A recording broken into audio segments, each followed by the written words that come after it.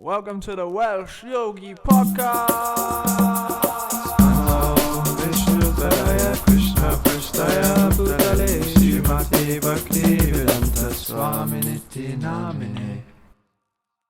Okay, episode 3 this is, right? I believe so. Season 2, episode 3. Mm-hmm. Welcome to the Welsh Yogi podcast. So we wanted to have... Katerina was going to join us, but that'll have to be next episode, I think. Mm-hmm. So, unfortunately for the listeners, it's still just us two. Yeah. But maybe we could discuss a little bit about how we came to spiritual life. Yeah, that's what. Right, you had something like that in mind? Yeah, I wanted to get into some more like interviews, understanding how different like personalities, especially like from our sort of spiritual community, how they got to where they are. Because that's the number one question people ask me on the street. You know, if I go out dressed as a monk, they're like, well, "How did you become a monk?" You know, like how does one become a monk? It's like it's kind of a hot question. Yeah, it's a radical life change. Yeah, I mean, sure. your street cred plummets when you become a Hare Krishna. Does it? As Taknav says. I don't know. I mean, I think it's maybe punk. not It's so quite much punk, anymore. like it's quite like rebellious, and Yeah. I don't know. It is, it is rebellious. You can't, you really are going against the curve if you decided to, deeply practice Bhakti Yoga and basically become a Hare Krishna. But it makes sense. Yeah, it's cool. That's what I want to do. I want to see if I can interview you, Gopal. Talk about your origin story. Yeah. How you became. Because how long have you been a Hare Krishna? I've been practicing about maybe 12, 13 years now. I don't know actually what. So you're a teenager. Yeah, I'm a teenager now. I started practicing when I was 20. I was 20 years old. I'm 30. I'm 33. No, I'm 32, and then I think 33 next month. Yeah. So that's my 20s dedicated to Bhakti Yoga, which is quite.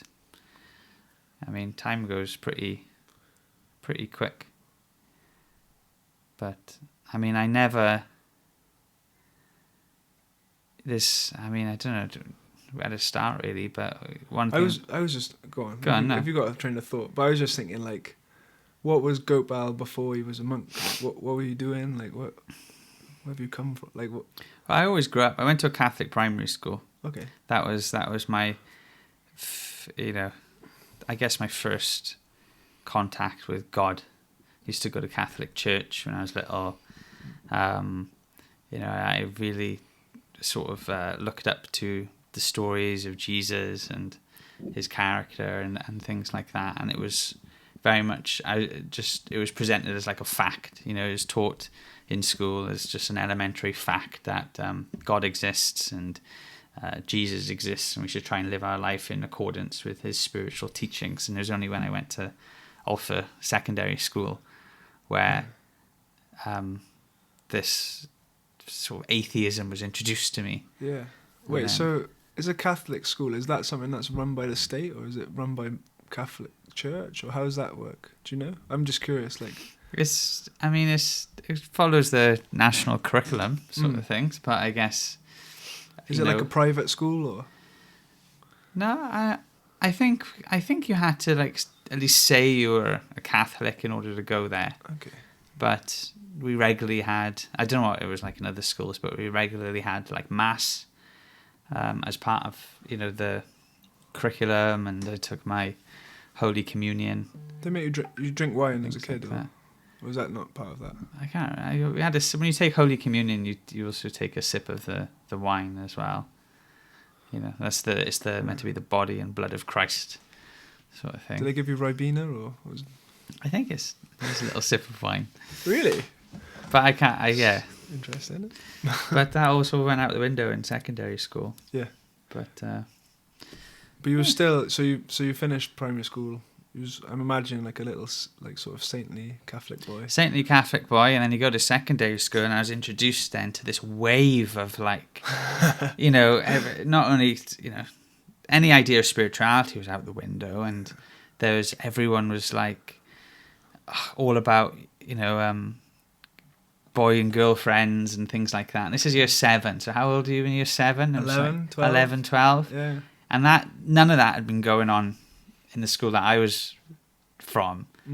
But now I'm introduced to these kids who are like 11, 12 and have had loads of loads of relationships. What, from already. primary school? Yeah, from primary Really? school, you know. Okay. And it was like, oh yeah, you gotta. Have you been with anyone yet? You know, like kissing sort of thing, like your first snog or something like that. It was like a thing, and it was just people like crowding around. Crazy, like, you know. Secondary school is mad, like going from primary school, and then you're just in this like crucible of like hormones and I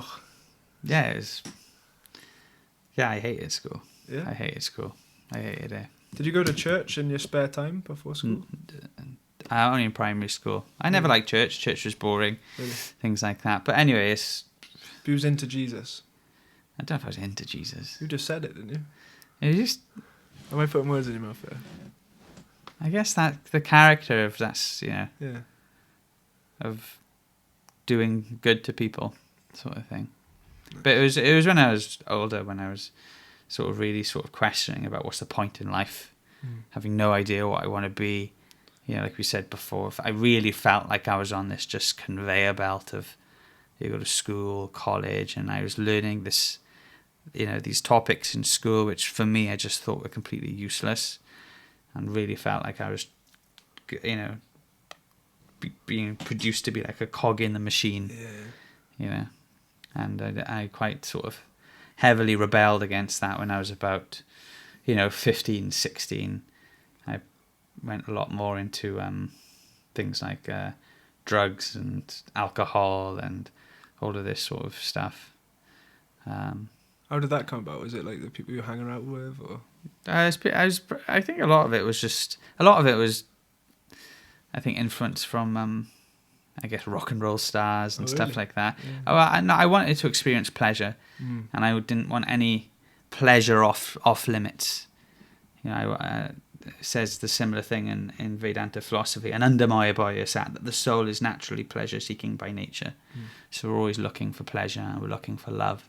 And so I was similarly on like a quest to experience the highest pleasures. But no matter how deeply I dove into this world where that I thought I would achieve pleasure, I not only did I not get any, but I started to hang around with very dark people, very people who were a lot older than me, drug dealers, and I became best friends with some of my. I don't know if I'm incriminating myself here, actually. No, it's past the 10 years ago, isn't it? And I got put in jail for possession of drugs and things like that, but I was so unhappy as well. I really wanted to sort my life out, and I went through a period where I was just crying out for, please, there's got to be a purpose. There's got to be a purpose in life. There's got to be a meaning to it all. You would do that just in like general, like calling out to anyone in particular? Yeah, I mean, I didn't know. I had this, I had this like experience of the oneness while I was, taking certain substances and rule one, and it's all love. But still, I couldn't shake, probably from my upbringing, I couldn't shake this idea of there is someone in control. In order for there to be love, there needs to be a relationship. And I can't be the supreme because I'm so out of control of the circumstances that are happening to me. And then I went on a real quest. I mean, me and my friends, we saved up. We got a work visa. We went to New Zealand and traveling to really try and find out. How old is this now? So you were 16, you started going down that 17, 18. So probably like 18, 19. That's the mad thing. Like I've got years, like there's probably from like 17 till 20. Yeah. It's almost like a complete blur. Yeah. It's the time, like I can't even chronologically work out what time I've done what when. Yeah, so that's drugs. It sort of like they ruin like your changes brain. Yeah, like you can't really. There's no reference points, and it's like the memories aren't stored properly because they're not. You know what I mean? Yeah. It's like corrupted files. Yeah, Krishna explains in Bhagavad Gita this is called tamagun, and nature of ignorance. the more you associate with these darker modes of nature, then it has certain effects on you, and things like unhappiness, madness, illusion. Yeah, it covers the light that's naturally trying to emanate from you. Yeah. Do you know what I mean? So like the more you get covered by this tamas, this darkness, the less of that love shines out, isn't it? Yeah. So it's like the more of those things, you just become more and more mucky and covered and gloopy and... Yeah, which is why it's a sad, there's a lot of sincere people who are looking for spiritual life. And I mean, Prabhupada, I've got the Bhagavad Gita here actually. It just made me think. There's a verse in the 4th chapter which Prabhupada says, Vita Ragabhya Akroda Manmaya Mupasha. Where is it? I'm sorry, I'm going off track now. Bhava Gyanata Pasaputa Mad Bhava Magada. Krishna says, being freed from attachment, fear and anger, being fully absorbed in me and taking refuge in me, many, many persons in the past became purified by knowledge of me, and thus they all attained transcendental love for me. So Krishna's explaining many people have tried this experiment in the past and achieved the result. But here in the purport, Srila Prabhupada talks about different classes of men, different classes of materialistic men who try and understand the self. And he says the last class of men take to the shelter of some kind of intoxication, and their affective hallucinations are sometimes accepted as spiritual vision. One has to get rid of all these 3 stages of attachment to the material world: negligence of spiritual life, fear of spiritual personal identity, and the conception of void that arises from frustration in life. To get free from these 3 stages of the material concept of life, one has to take complete shelter of the Lord, guided by the bona fide spiritual master. So what are these 3 stages? You said void comes about. So one is just being not interested in, being absorbed in materialism. So that such materialists cannot even imagine that there is a transcendental body which is imperishable, full of knowledge, and eternally blissful. Okay, so being absorbed as like, I'm not a spiritual being, I'm just this. Yeah, they keep the bodily idea in mind, and when they see, and this is still like a type of spiritualist, if I believe. So they just see the universe as like the supreme. Yeah. But then you get others who are scared of actual identity.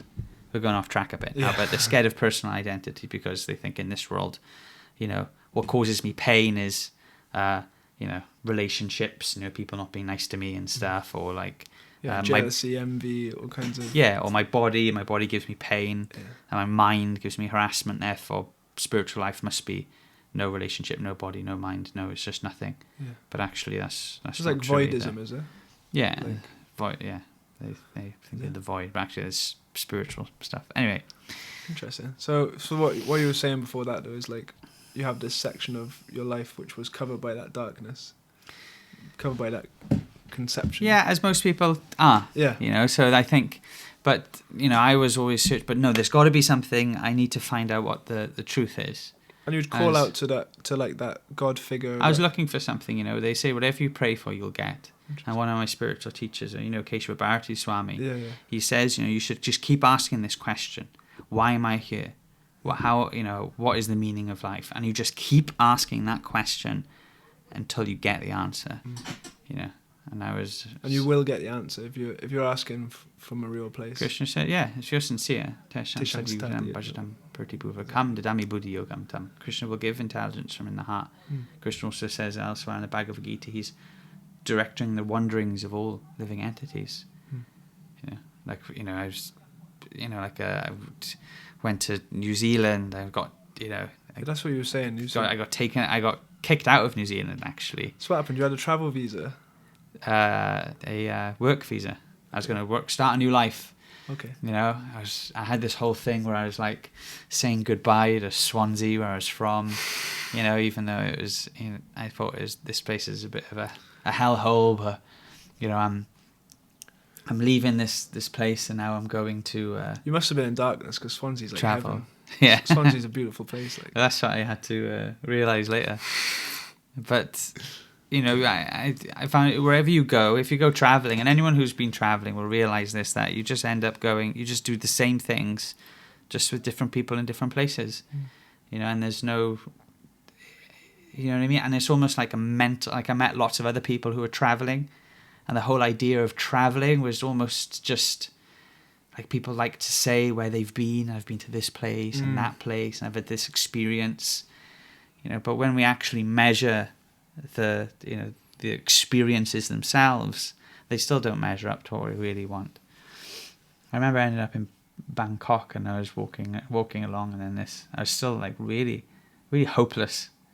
I used to just walk, I used to just keep walking until I know it's a side point, but I was just wondering, like, we'll get back to you walking, but I was wondering what kind of clothes you wear at this point. Like, what do you look like? I'm just trying to picture the image. So you're in Bangkok. Is that like there's neon signs and like cables hanging everywhere and palm trees? Is that Bangkok? Yeah. Bangkok is like this. I've never been to such a degraded place in the world. Yeah, it's a horrible place. Really? Yeah.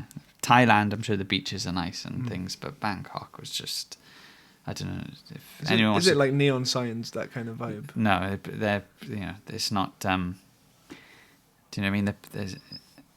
I didn't notice any neon signs. Okay. It's not even. It's as if it's not. As if it's like not even that affluent to be able to have the neon signs. It's like for those kind of people who don't care about neon signs. They just. I can't even. I mean, this podcast isn't even the medium to explain the things that I saw, experienced in Thailand. Yeah, it's stuff that I probably never, because of the character I'm trying to be and the person I'm trying to be and the association I keep, I will take some of these things to my grave. Whoa. Now, they're just so horrid, like. Right? And so wherever I used to go, I just used to walk and I don't know what I'd find. Really, just a helpless, lost soul. And, materially, I had everything. You know what I mean? But what clothes were you wearing? Clothes I was wearing. Yeah, sorry, I know.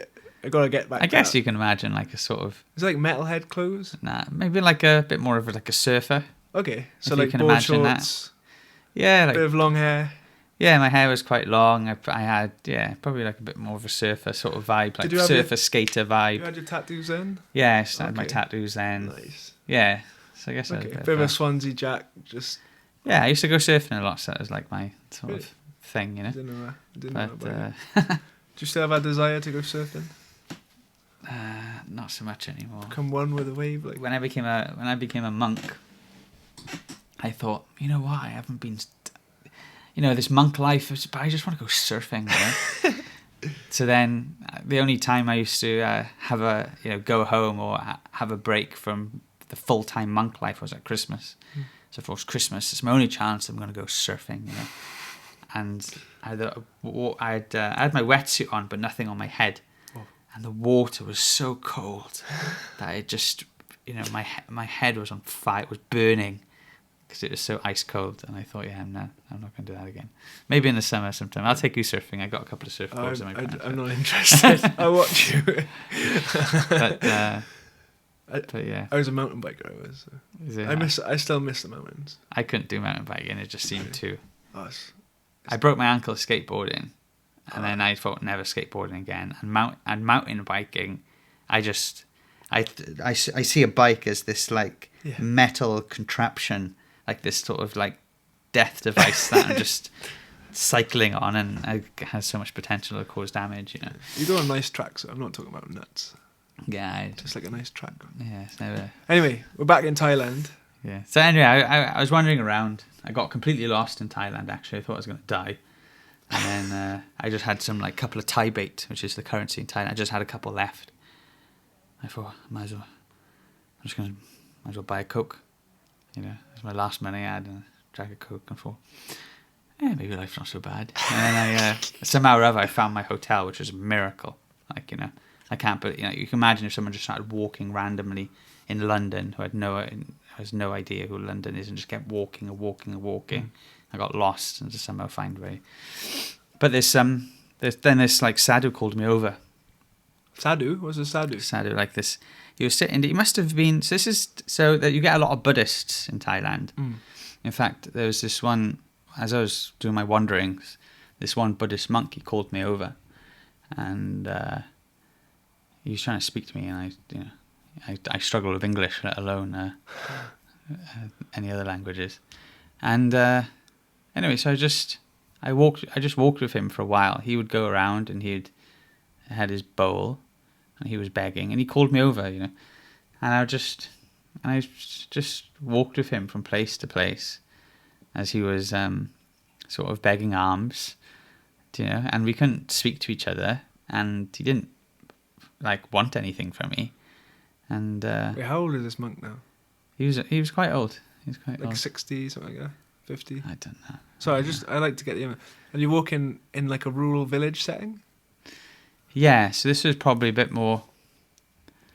Yeah, from what I can remember, this, maybe this wasn't almost dead in the city. This wasn't this wasn't right in the city, but there's maybe like little villages or something. Would you say it's the rural urban fringe?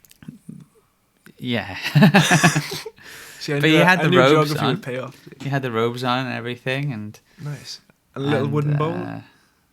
Yeah, I think so. That's the thing is, I haven't really thought about these things much, But yeah, I want to be there. I only just remembered that. But yeah, we were. And how long was you walking around with a monk for? For quite a while. Because I had no idea where I was or what I was going to do. Is it just in one day, or?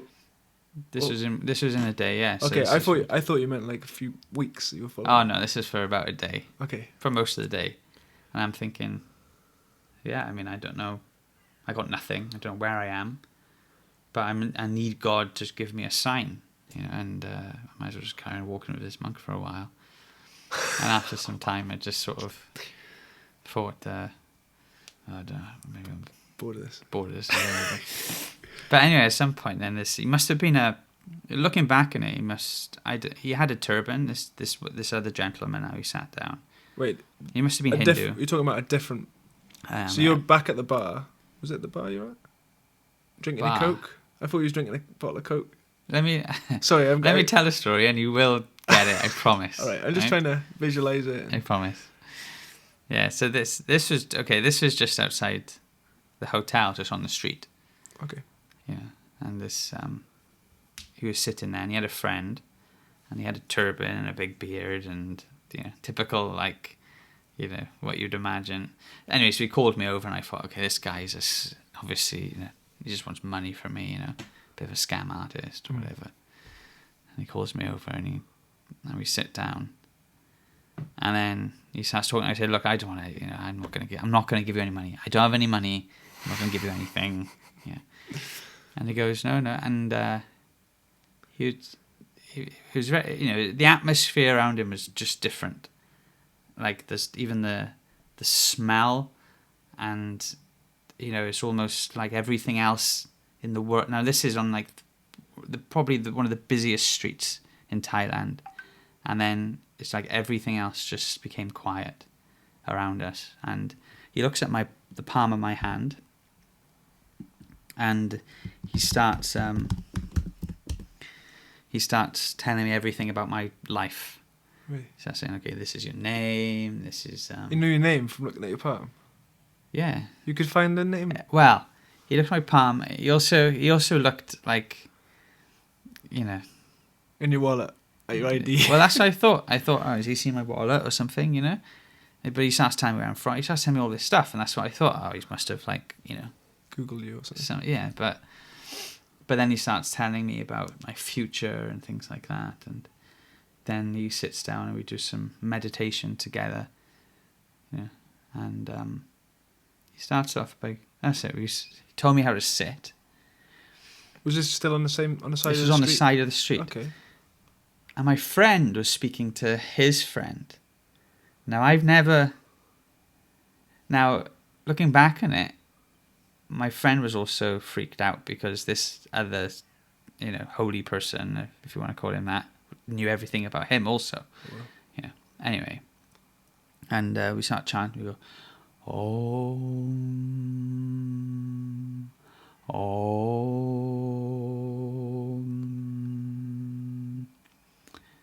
And this is like I always give this disclaimer because whatever, this was completely subjective. So whatever, this is just sort of what I experienced. Now, so many people imagine things, and things can, so many, things can pop off in our minds, and we can imagine this, that, and the other. So it's never proof, really. But anyway, with that disclaimer, I started to, it was very hard to explain. It was almost like I was on a different plane. Yeah. This is why, without experiencing it, it's probably quite difficult to understand. But then we started seeing my life unfold in the future. Now, he also knew that I'd done some pretty bad stuff in the past. But he said, and he was very compassionate about it. He said, you've done some bad stuff, but it's okay because you've deeply regretted it, which is true. I did some probably pretty bad things that deep down in my heart I really repented. In this life? In this life, yeah. Anyway, and then we start seeing my future, and then we both see that this meditation thing that we're doing now, I'll be doing this a lot in the future, and a lifestyle that's very, very pure. I mean, I could see it. It was like this blue pureness, and I've never, I could almost taste how pure, and it was just unbelievable. And even this other person, this holy gentleman, he was taken aback, surprised about one. Like I was communicating with him, saying, "Look, that's not me. I'm not going to be like that. This looks like it's going to be me in the future, but no way. I'm not going to do this meditate. I can't live a lifestyle of this, that's this pure." And he was shocked. Not only that, it looked like I would go follow this path, but also how pure this path was. Yeah. Like, it was almost something that even he couldn't even fathom, And so then he changed his mood, and all of a sudden the mood was very much like, okay, I need to help you now on this path. It went from like, okay, look, let me just casually try and, help or communicate with this person, to, okay, I have a type of mission here now in order to help this person, this soul, go towards this incredible destination, this incredible path. So he starts and gives me this bead, which at the time I didn't, and I still have it, but it had a little, like a print, and now looking at it, once I started practicing Krishna consciousness, I realized it was Hanuman. And he said, put this bead in water and chant. And then we went through Om Namo Shiva, like that. And we went through it a few times. Om Namo Shiva. And he said, put this bead in a glass of water, chant this mantra so many times. He gave me this numerical measurement to chant, and then take the bead out and then drink the water. And that was like my practice, And then he also gave me some beads as well. He gave me some, which I still have also. Rudraksha? No, they were tied together with orange string, and they were little beads. And again, and this is far out actually, because it was later when I came back to yoga, I was told to, I started chanting the Hare Krishna Maha Mantra, and I was looking for beads, and I realized that the beads that this gentleman gave me had 108 beads on it. So they were my first japa beads, actually. And anyway, so I started chant. I still have those. Yeah. You should put a picture in here. Yeah, I gotta find them.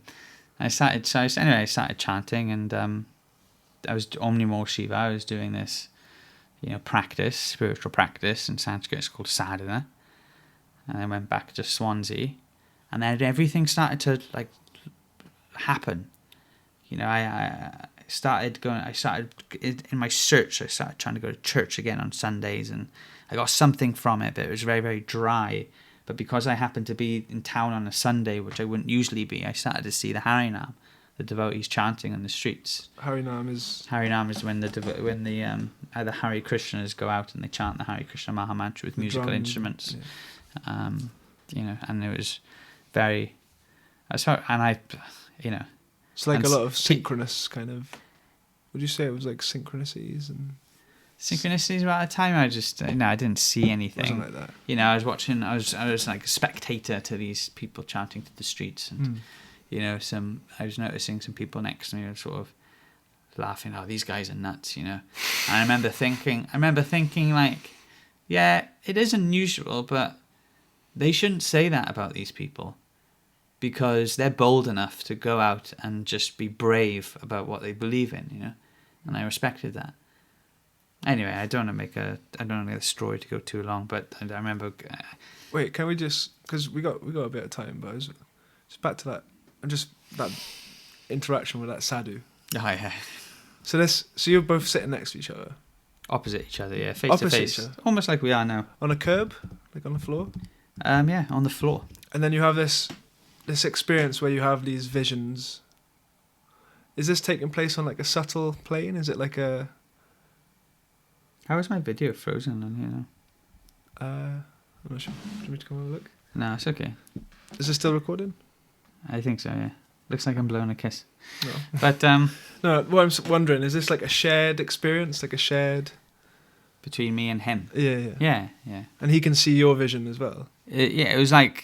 That's why it's crazy to explain, But right. it was like a mutual... it was a mutual experience. He did other things as well. Like he was also...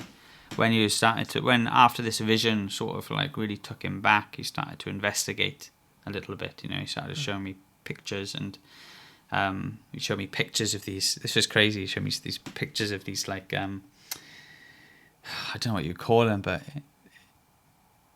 like almost like little babas or something like that, like like real renunciates. And there was like a family of them, but it looked almost.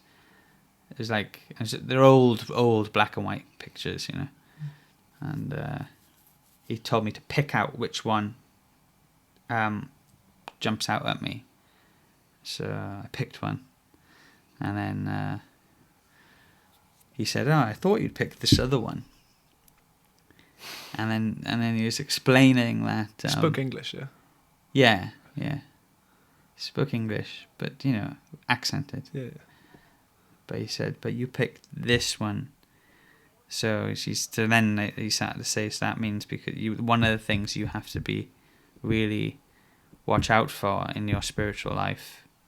He said, but not as articulated as that, but he said you have to basically this, I don't know how to explain it, but like the sex desire, this that could, if obstruct you from your spiritual life, if you have too much of a sexual urge, sort of thing. So he said that's something to be careful of. So I thought it was quite interesting. And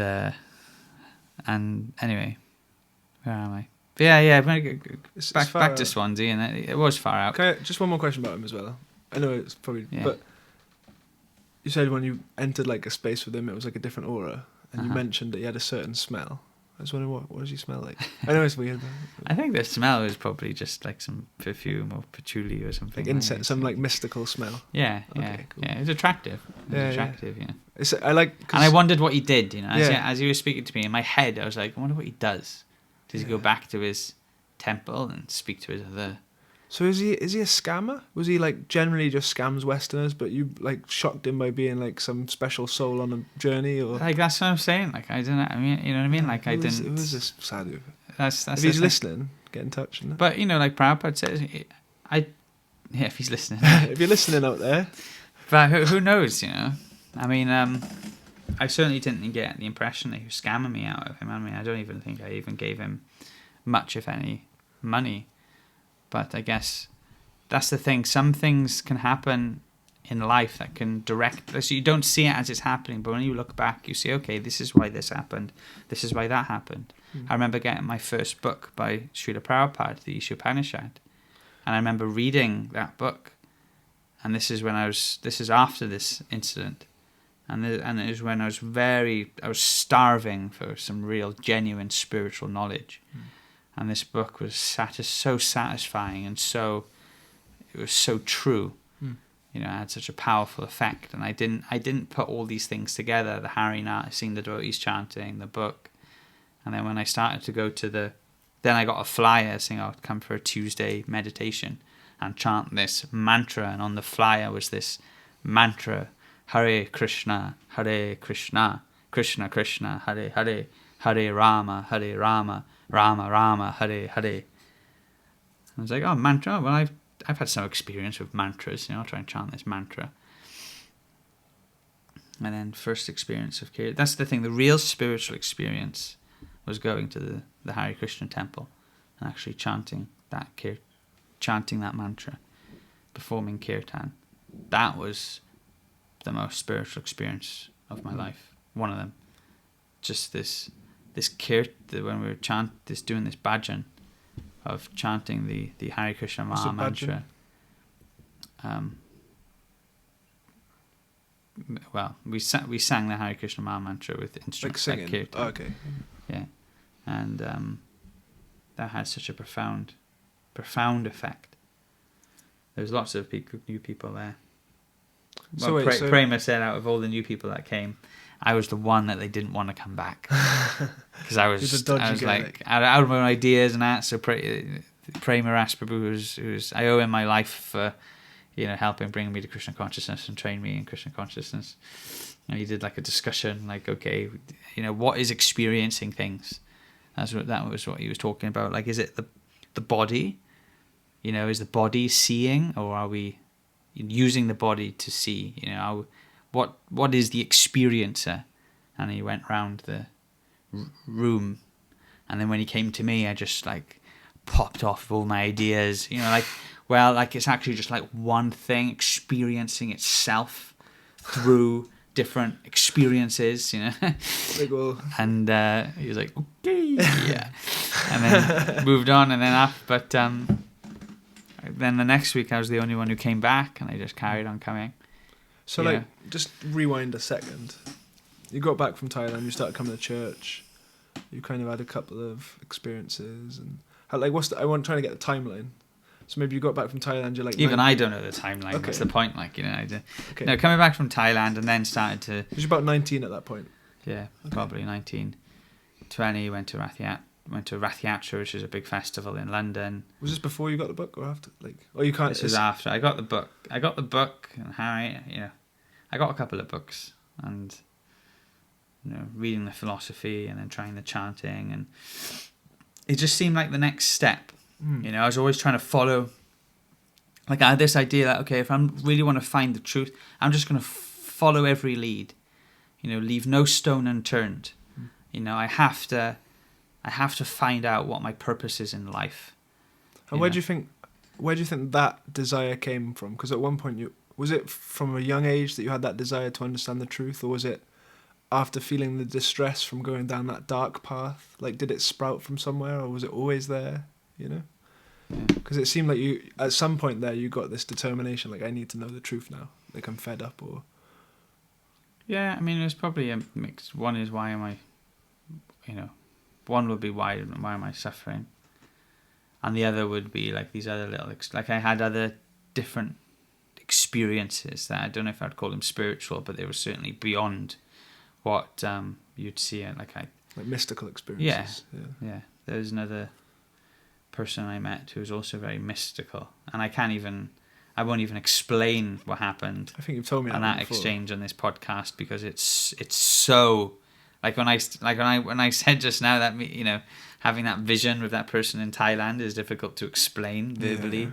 Yeah. This whole other exchange was just everything was on that platform, and it was just beyond. But and this was before Thailand, was it? This was before, okay, yeah, and that probably is one of the main things that really made me look. I did because I was doing different jobs and stuff at the time. I was working on construction sites.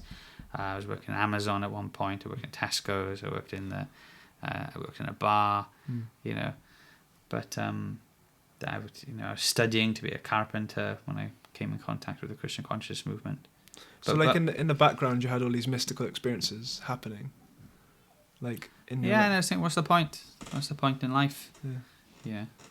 But I remember, this is after I'd become quite familiar with Christian. I just one thing I do want to mention is when I met His Holiness Devamita Swami. Now, so this is after you've been to a few of these. Yeah, but I'm still relatively new. I'm dipping my toe in the sea of bhakti. So 1 foot in, 1 foot out, kind of. I'm testing the water. Yeah. You know, because I thought, well, I don't want to commit myself to anything. I don't. And doubts is a sign of intelligence. One shouldn't blindly believe anything. So I was going into it cautiously. I was still chanting my Om Namo Shiva, but then at a certain point, I was chanting my Om Namo Shiva, the Hare Krishna Maha Mantra, going to the temple and to church all at the same time. Nice. But at some point, there's Tarkanath, who's one of the head teachers in the temple in Swansea, was saying that everything is in the Hare Krishna Maha Mantra. So that's all you need to chant. So I did a little experiment where I chanted Om Namo Shiva, Hare Krishna, Krishna Krishna, Hare Hare, Hare Rama, Rama Rama, Hare Hare. Om Namo Shiva, Hare Krishna, Krishna Krishna, Hare Hare, Hare Rama, Rama Rama, Hare Hare. And I could, the chanting of Hare Krishna was much nicer. Yeah. So, I remember you told me the same thing when I was first coming around as well. Oh yeah. You said, you looked at me like deep, like everything is contained within this mantra. I remember I was looking back at you and I was like, what the hell is he talking about? I had no idea what you meant. But now I get it. But I was in the dark. I was in that kind of like what you described. My consciousness was there as well, so I was like, what's he saying? Everyone's got a story, Yeah. Everyone's got a story, and that's when I spoke to Devamita Swami. I just told him all my whole story. Nice. He gets it all the time, probably. I bet. New people tell him, I think, I just got to tell this guy my whole life story, and he made the point that you were from Swansea, and you went everywhere else. You went to places around the world. And actually, when you came back, everything you were looking for was right on your doorstep. There's this spiritual oasis, in Swansea. And when you're asking about where did this search come from? Well, later when I started to go deep into the Bhakti scriptures and texts and the wisdom literature of India, it explains that if one has a quest in a previous life, then in this life, from within the heart, you will be the super soul, the Paramatma within the heart of every living being. So your own Paramatma will inspire you, remind you about what you were searching for in your previous life and how you were living in your last life. So if one practices spiritual life and Krishna consciousness in this life, and even if one doesn't get perfection, then one will carry on in their next life. Krishna says in the Bhagavad Gita, Neher Brahma Nastu Steve Vidihita Svahalpam Apya Dharmasya Trayate Madhebayat. So David Maharaj was saying that you looked everywhere and you found a real ocean. And I remember walking then and I was so, when I would leave the temple with the program, I would be so blissful. Yeah. A lot of people have that experience. You've gone to the Hare Krishna program, you've had your prasadam, you're leaving there and you're catching the bus home. What's prasadam? The spiritual food. Okay. Food that we bless, that the monks make. Nice. And it's just so blissful. I remember walking, I sat at a car and I was just walking, and I was chanting the mantra as I was walking, Hare Krishna, Hare Krishna. I remember this one family, it's a very nice family, they stopped and said, "What? Why are you so happy?" I said, I've just come from the Hare Krishnas. And then the next program, I saw them all there. No. They all came. And it shows that rubbed off. Yeah, that's how to spread Krishna consciousness, is if you vibrantly practice Krishna consciousness. And people say, "Well, how are you so happy?" And I remember a thought went through my mind though. What if I joined the temple? What if I gave myself to this full time? And just that thought, then it just opened these gates in my heart that just let this flood of happiness come in. And it was it was Krishna within the heart telling me, that's a really good idea. And then, anyway, there's so much history then. That's just, when Krishna, when he was speaking, when Krishna's wives, when they were all speaking to each other, they would ask each other, how did you meet Krishna? How did you meet Krishna? And they'd all tell each other their stories. That's why every devotee, every Hare Krishna, they tell each other their stories. Like, how did you meet Krishna? How did you get to Krishna?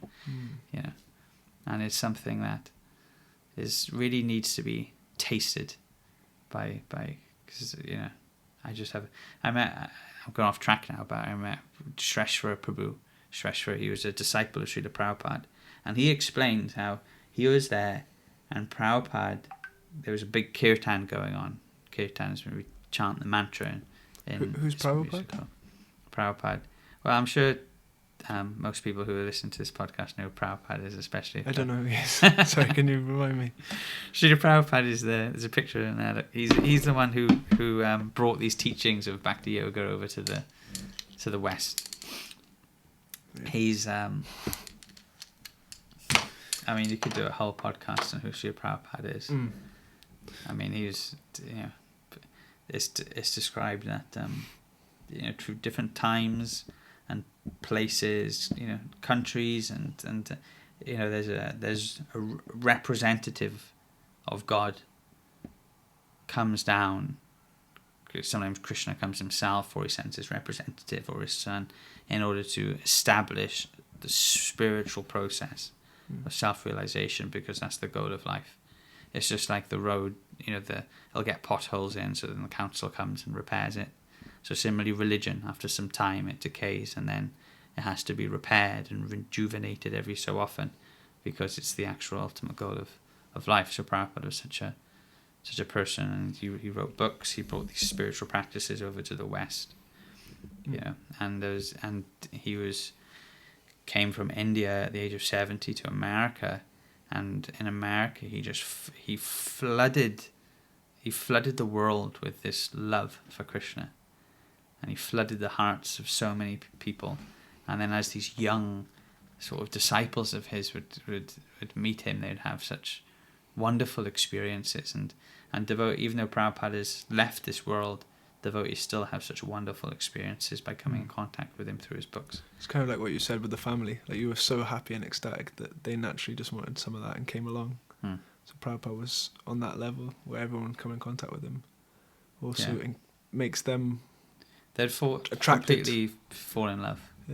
Yeah. They'd fall in love with him. My dad quoted Prabhupada a few days ago. Yeah. It's quite funny. I was just chatting to him and he goes, Prabhupada said the meaning of life is to be happy. And I was like, yes, Dad. My dad loves Prabhupada. Yeah. It's hard not to love him once you learn a bit about him. Because there's a good movie if you're on Netflix, or where is it? It's on somewhere. Amazon movies. Prime. Yeah, Amazon Prime. Called Hare Krishna. The movie.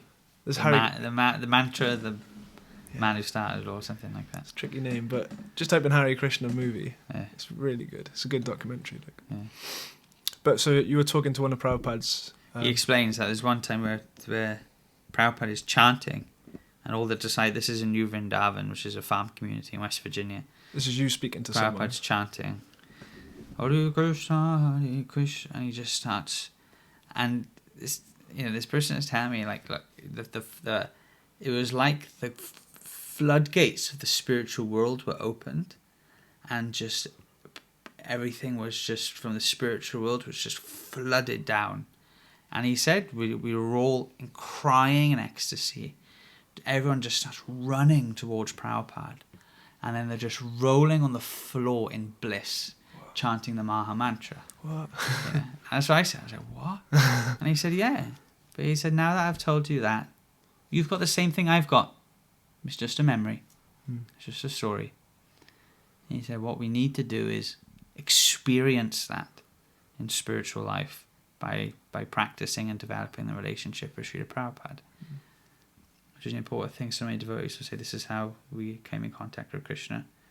And fine. But, it's just now it's a memory, it's a story, and it needs to be tasted by actually practicing Krishna consciousness deeply. Yeah. And then from then on, there's many adventures. So that's awesome. So that's your life up until sort of making that decision. And that spans probably about 2 years. Yeah. And then there's the last... From book to... Then there's the last 12 years. Yeah, exactly. But we'll have to do another podcast getting into some of the monk life maybe in the future. Yeah. Interesting to hear. Yeah, I hope that I guess this is probably one of the goals of the podcast as well, as by people listening to, what we're trying to do is carve a piece of the pie and trying to give it out so people can taste it for themselves, and show people that we're like everyone's sort of a family here, isn't it? Like it's like a spiritual family, and we've all got different personalities, different stories, and because I'm sure some people see Hare Krishnas on the street and they think they're all just one like kind of brainwashed person, like you just see them wearing the uniform and that's, there's a Hare Krishna.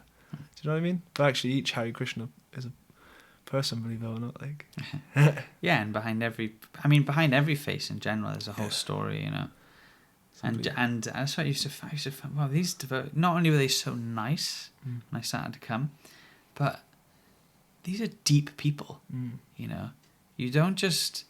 It takes a lot of courage to, put two fingers up at society and say, I'm not going to be a brick in a wall, I'm going to really work on myself and my character. I'm going to work on my spiritual life. And I'm not going to be dictated to by what, other people say I should be. And that takes a lot of courage. And, from what I've seen of the, those courageous souls that are really working to change themselves and practice spiritual life, it takes a lot of hard work. It takes a lot of dealing with yourself. There's stuff that comes up in the heart that we need to actually psychologically deal with and always refine our consciousness and our character in order to advance spiritually. I mean, who does that? Yeah. Who works on themselves these days? It's just I just gotta get through the week. And make sure there's food on the table, the bills are paid, and I get to watch the latest series of Netflix that come on.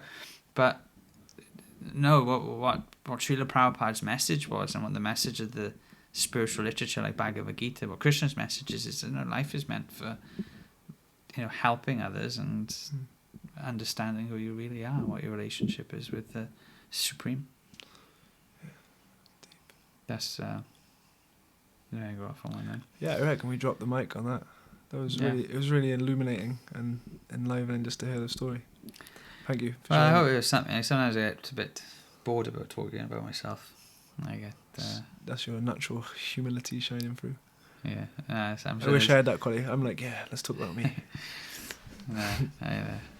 Everyone's got a story. Yeah, I mean, one of my dear friends, Mantri Raj, we were driving once. He told me his whole life story. Oh God. From beginning right up until the moment we were sitting in the car. Every blow by blow. It was nice, but it was like. Anyway, it's good. That's how you get it was nice, but that's how you get to know each other, innit? But yeah. No, but there's some interesting stuff in there, like that sadhu interaction. I want to be there. Like that's why I was asking so many like questions. I like to try and imagine the scene. It sounds like a good movie. It was far up, but there's nothing compares to some of the experiences that I've had while practicing Krishna consciousness. Yes.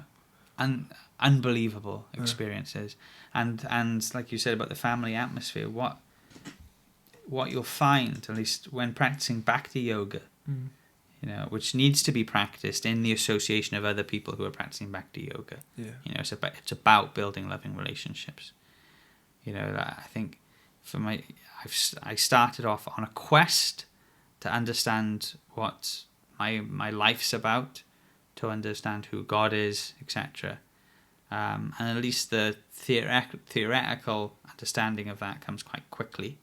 And then as one practices, that relationship then starts to mature and become more and more real.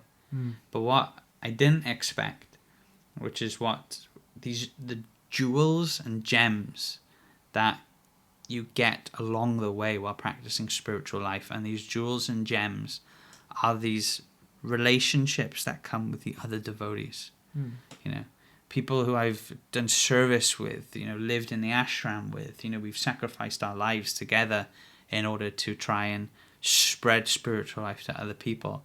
And these loving relationships that, you'll start practicing Bhakti Yoga, then 10 years down the line, you look back and you realize that you have all these treasures that you never thought that you couldn't even possibly imagine that you'd get. There's, it's not some dry, not some dry religious rhetoric.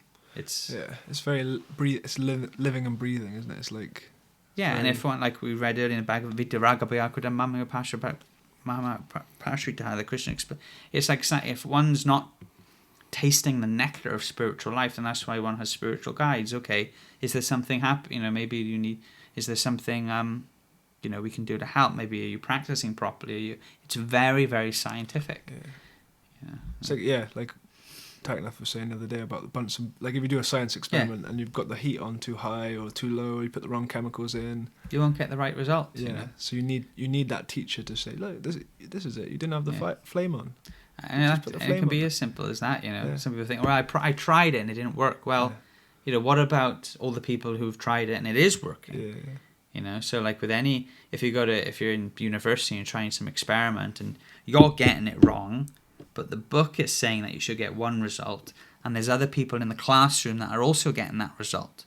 You got to think, there's something I'm doing wrong here, So similarly, there's the spiritual literatures, the people who have already achieved perfection and those that are practicing, that are all getting the results that is said in the book.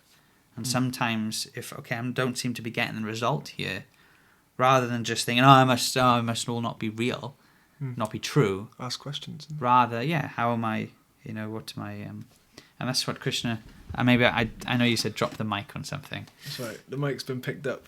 But, anyway, maybe we'll, it's later in the Bhagavad Gita, actually. But Krishna, he says this verse about where is it? Anyway, he talks about one who has doubts. And this is it actually. The ignorant, faithless persons who doubt the revealed scriptures do not attain God consciousness, they fall down. For the doubting soul, there's happiness neither in this world nor in the next. So Prabhupada in his translation, he groups it all together. But in the Sanskrit and one of the other acharyas, they talk about there's these three different kinds of people. There's a what's an acharya? A spiritual teacher. Okay. So there's a fool who just doesn't care, just like doesn't. Then there's someone who has absolutely no faith in spiritual teachings. But then there's someone who has doubts. And Krishna uses this word, shangshayaha, twice in this Sanskrit verse to just emphasize to those people who are close to practicing spiritual life, but they just have a few doubts. He emphasizes this word twice in order to say, look, you're so close. You just need to approach a spiritual teacher these doubts should be brought up to someone who's, a spiritual teacher. And then those doubts, if they're rational doubts, then they can be removed by someone who's a expert spiritual teacher. And if your teacher cannot remove your doubts, then find someone who can. And when these doubts are removed, then one starts to progress towards the supreme destination of life. So I'm getting a theme just to sum up like the whole podcast. Like, it seems like we should be inquiring constantly about life, like inquiring about what's the purpose, what's the reason, and if that inquiry brings us to a point where we are at the precipice of like a spiritual kind of path or something, but you still got those doubts, inquire further and approach people and inquire. This theme of inquiry seems quite like an important point. Yeah. Throughout the whole. And we got to use our intelligence, use doubt. Don't surrender blindly to anything. But at the same time, put your ear to the ground. Try and say, okay, what am I being shown the path here? Like seem a bit silly. One might even question, okay, if I'm somehow or other I'm listening to this podcast, for example. And you made it an hour in as well. Yeah, so there's a reason for that, you know. Yeah.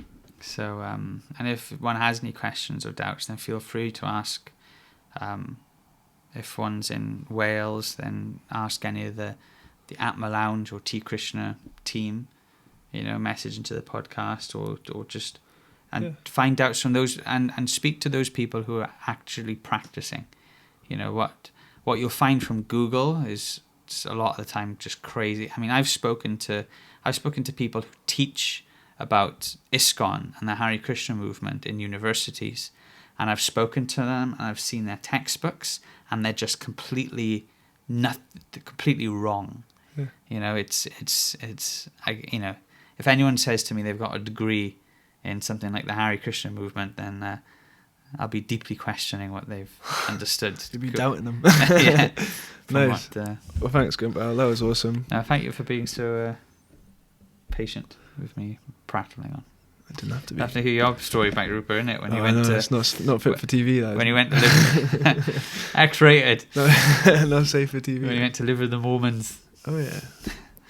We'll do that another time. Hare Krishna. Hare Krishna. Take care. Welsh Yogi's out. That's cool.